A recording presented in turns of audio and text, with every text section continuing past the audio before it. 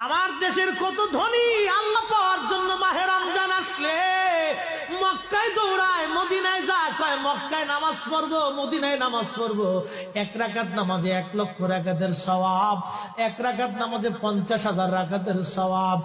উমরা করে মক্কায় কাটায় সময় মদিনায় কাটায়, মক্কায় কোরআন খতম দিতে চায়, মদিনায় কোরআন খতম দিতে চায়।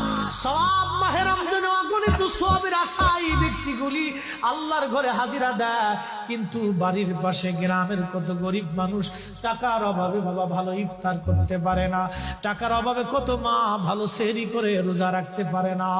এই ধনীরা এই গরিব মানুষের ঘরে খাবার না দিয়ে আল্লাহরে পাওয়ার জন্য মক্কা মদিনায় দৌড়ায়। আল্লাহ ডাক দেখো, বান্দা একবার মরে দেখ, কায়দা মতো জুতা দিয়ে পিটামো, আমার বান্দারা না খায় ইফতার করবে, আর তুই আল্লাহ পাওয়ার জন্য মক্কায় আইছো, এমন আল্লাহ আমি ধরা দেব না।